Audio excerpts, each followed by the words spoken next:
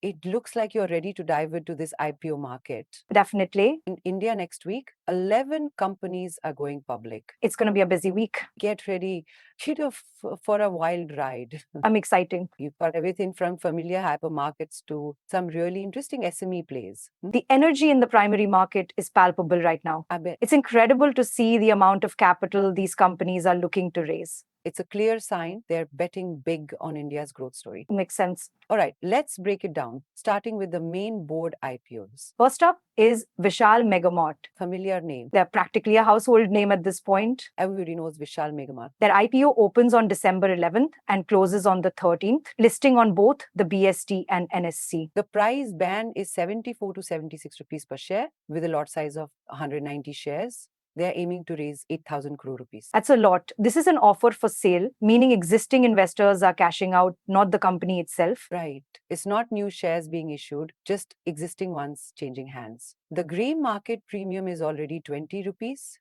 showing excitement even before it hits the market. Next, we've got Mobikwik, a major fintech player. They're looking to raise 572 crore rupees with a price band of 265 to 279 rupees per share. Lot size is 53 shares and the IPO follows the same timeline as Vishal Mega Mart. This is a fresh issue. Mobikwik is directly issuing new shares to raise capital for growth. They plan to expand their financial and payment services, invest in technology, and boost their payment devices division.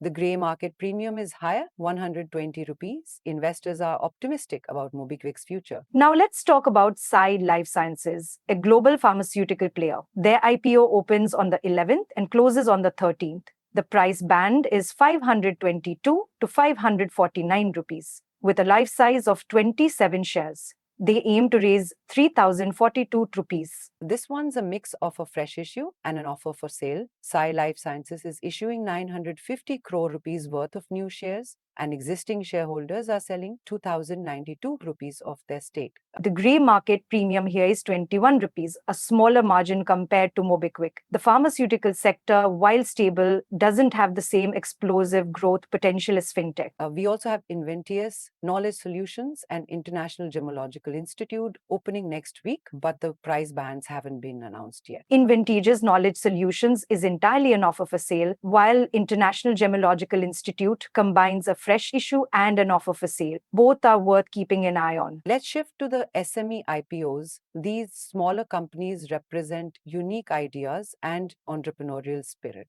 There are 6 companies entering this market next week: Dhanlaxmi Crop Science, Jungle Camps India, Toss the Coin, Purple United Sales, and Supreme Facility Management. The diversity is amazing. Agriculture, hospitality, gaming, consumer goods, and facility management.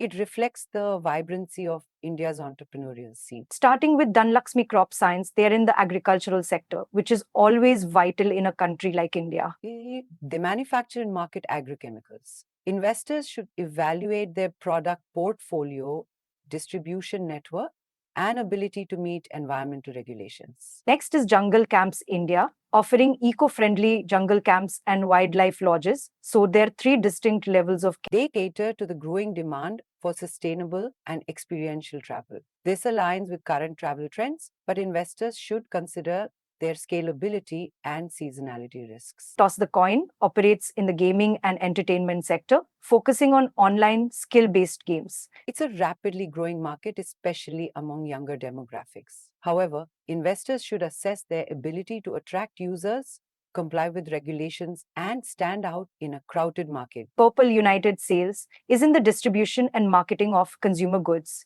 focusing on personal care and home care products. It's a traditional business model, but success will depend on understanding consumer trends, building brand loyalty, and maintaining strong retailer relationships. Finally, Supreme Facility Management provides a range of services from housekeeping and security to maintenance. Their growth is tied to the commercial real estate market and the trend of outsourcing facility management. Investors should analyze their client base, cost management, and ability to scale efficiently. We've covered a lot of ground, from major players on the main board to exciting opportunities in the SME market. It's a lot to digest, but it highlights the breadth of India's market and the opportunities it offers. There is something for every kind of investor. With all these IPOs next week, Could this impact the overall stock market? Absolutely. A wave of IPOs can attract retail and institutional investors, potentially boosting trading activity and lifting major indices. A rising tide lifting all boats, as they say.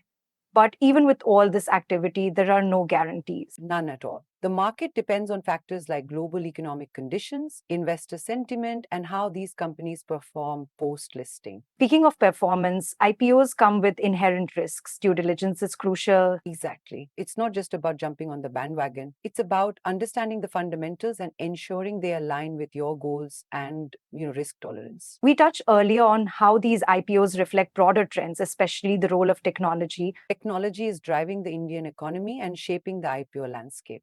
Companies are leveraging tech to disrupt industries and reach wider audiences. For tech-fecund investors, these IPOs offer exciting entry points. Definitely.